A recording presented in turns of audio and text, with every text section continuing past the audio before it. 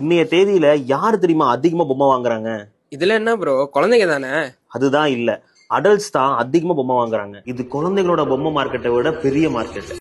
முன்னாடி எல்லாம் குழந்தைங்க டாய்ஸ் வாங்குவாங்க, வளர்ந்ததுக்கு அப்புறம் அவங்களுக்கு அந்த இன்ட்ரெஸ்ட் போயிடும். ஆனா இப்போ அந்த கேமே வேற. இன்னைய தேதிக்கு அடல்ட்ஸோட கான்ட்ரிபியூஷன் டாய்ஸ் இண்டஸ்ட்ரியில ரொம்ப ரொம்ப அதிகம். இது எந்த அளவுக்குன்னா குளோபல் லெவல்ல அடல்ட்ஸ் மட்டும் $1.8 பில்லியன் 2024ல ஸ்பெண்ட் பண்ணிருக்காங்க. இந்த ஓவரால் சேல்ஸ்ல 34% டாமினேஷன் அடல்ட்ஸ்னால தான். இப்ப இத ஒரு டாய்ஸா மட்டும் பார்க்காதீங்க, இது ஒரு சைக்காலஜியா பாருங்க. மக்கள் இந்த மாதிரி ஹாபிஸை இப்ப ஹைட் பண்றதே கிடையாது. ஏன் கம்யூனிட்டிஸ் கூட உருவாகுது. ஏன்னா இந்த டாய்ஸ் உங்களுக்கு ஒரு ஐடென்டிட்டி தேடி தருது. இன்னைய தேதிக்கு ஹாட் வீல்ஸோட 33% ஆஃப் ரெவன்யூ அடல்ட்ஸ் கிட்ட இருந்து மட்டும் தான் வருது. நமக்கு எல்லாத்துக்கும் தெரிஞ்ச பார்பி டாலோட 15% பையர்ஸ் அடல்ட்ஸ் தான். அதுலயும் ரேர் டால்ஸ்க்கெல்லாம் $27,000 கூட பே பண்ண தயாரா இருக்காங்க. அண்ட் நம்ம எல்லாத்துக்கும் பரிச்சயமான லீகோவோட 50% பையர்ஸ் அடல்ட்ஸ் தான். இப்ப நான் சொன்ன எல்லாமே குளோபல் மார்க்கெட்டோடது. இந்தியால இன்னுமே இந்த மார்க்கெட்டுக்கு ஒரு பெரிய கேப் இருக்கு. இப்பதான் கொஞ்சம் கொஞ்சமா ஸ்டெப் பை ஸ்டெப்பா இந்த எக்கானமி இந்தியால வளர்ந்துட்டு இருக்கு. ஆனா குளோபலி 1.8 மில்லியன் அடல்ட்ஸ் டாய்ஸ் மேல ஸ்பெண்ட் பண்றதுக்கு